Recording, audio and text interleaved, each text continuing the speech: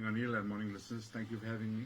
All right, now fantastic. Now, Bala, you used to conditioning your body for remarkable feats, having almost engineering your body, I think safe to say, running 20 marathons, 5 ultra marathons. You've trekked to the Everest base camp. So being diagnosed with cancer last year and then losing a kidney, how did this impact on you health-wise? Of course, it did impact on me health-wise. And for me, I had to do something big enough to make my issue go away. And that's why I actually what happens, when you diagnose with cancer, two things go through your mind.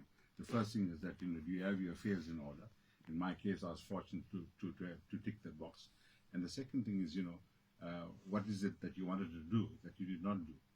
And in my case, Kilimanjaro was on the top of the list.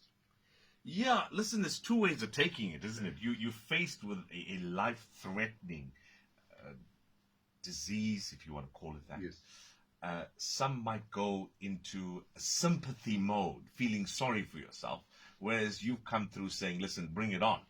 Yes, well, say, you only fail if you quit, So I wasn't prepared to fail, and that's why I took this thing on. I think that's what actually pulled me through this whole thing.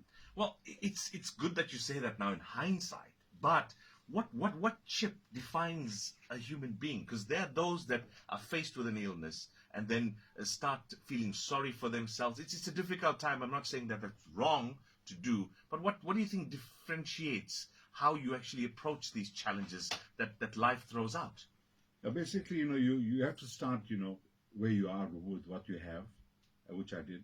And I think more important to that, who you are. Start with who you are.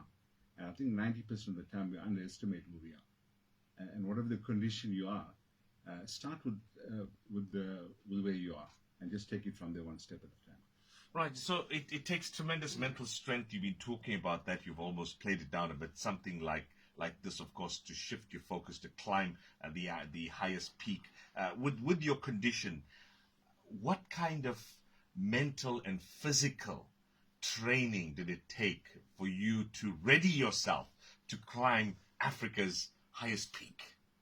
Well, actually, what happened was there's three things I looked at essentially. Well, the first was my diet, the second was the mindset, and the third was my strength to build enough strength. And I attempted Sani Pass 3 months after the operation. And I went up there like a mountain goat. And then I realized whatever I was doing was working. The diet was working, the training was working, the yoga was working. Because I was good as I was 21, Yes, fantastic to hear. Let's unpack the diet a little bit. Where were you and where did you take it to? Well, I had to go through a parallel diet. Fortunately for me, my wife's a dietitian, so that helped me to an extent. So when you're on cancer, there's a diet that you need. It's basically a sugar-free diet that you got to go on. And if you lose a kidney, you got to go on to a clean diet, with no preservatives and that type of thing. And so basically, I had to do everything that I could do. Mm-hmm. And that was something that I could do. My life depended on it. So I just went ahead and ticked off everything that I could do. So the diets was something that I could do. The yoga was something that I could do. And I just kept on doing whatever I could do. On a lighter note, what did you miss the most in your diet that you couldn't have anymore? No, I grew into it, and I think, as I say, Kilimanjaro was so big to me. The focus was so much on that everything else just became second to me. All right, so you prepared yourself. You say diet, mentally, physically. Now that actual climb, let's look at that, right? Getting up there, we hear this. I've not been to those heights, but we hear that the air gets a lot thinner. You kind of feel a lack of oxygen, maybe from around about 4,000. How do you adapt to that? Yeah, it takes you about 4 days to get to the top. After the third day, it gets pretty strenuous, where the altitude sickness and things come in. So there's 4 things you need to do when you're climbing Kilimanjaro. The first thing is to make sure that you got the right gear, you got the right mindset with you, you're strong enough, obviously, you're fit enough to climb it. And the fourth one is your technique. There's a technique of actually climbing. Because basically, sometimes after 4,000, you're taking 4 or 5 steps and you're out of breath. So you got to stop, make sure you get your breath back, and that type of thing. Just keep going step by step. All right, yeah. So, who held your hand through this journey? Well, actually, I was on my own. Your family doesn't want to have anything to do with it. They're not happy that you're taking something like this on. I think it's a personal journey. It's something that only you know yourself how good you feel.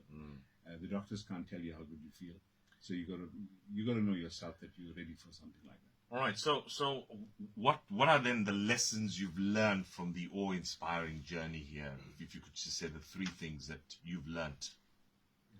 Well, one of the lessons is, I could make my problems smaller or make myself bigger. I could make Kilimanjaro smaller or make myself stronger. And the easy way out is to make myself stronger. So that was something that I did.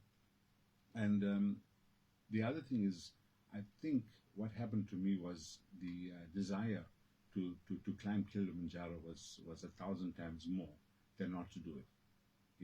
So the fear of not climbing it was greater than the fear of climbing it. If you want to complete a degree, the effort in completing that must be 1,000 times more than actually trying to achieve it. So I think those were the lessons learned.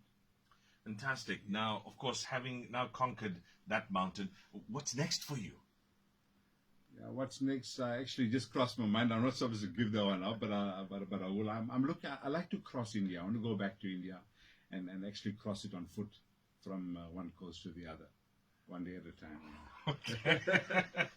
All right. Yeah, that sounds exciting. Yes. It sounds very, very exciting. You can give me company if you're bored. Yeah, listen, I've covered a fair amount of India covering cricket, and I was just telling someone yesterday that as much as it's one country, it's so different. Firstly, in its food, in its dialects, in its language, as well, as much as the people are amazing. Yeah, so I think that's a nice choice there. Your story is truly inspirational, Bala.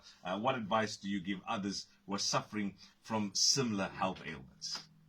Yeah, I think it's the same thing. Just start from where you are, start with what you have, and start with who you are, and make sure you don't underestimate who you are.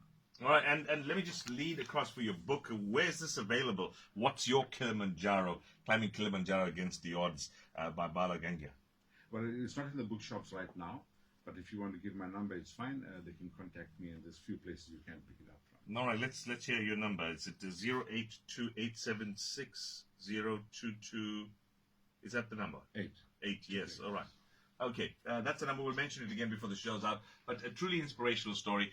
It is the way you've had all of this come your way, and the way you've broken it down. And I like the way you say that. You make your passion to want to climb your challenge, in this case Kilimanjaro, 1,000 times greater than actually not wanting to do it. Yes, that's correct.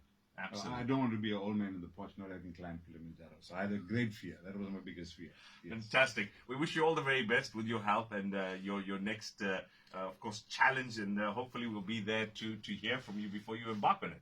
Yes, thank you, Andrew. Thanks for having me. Fantastic. There you go then.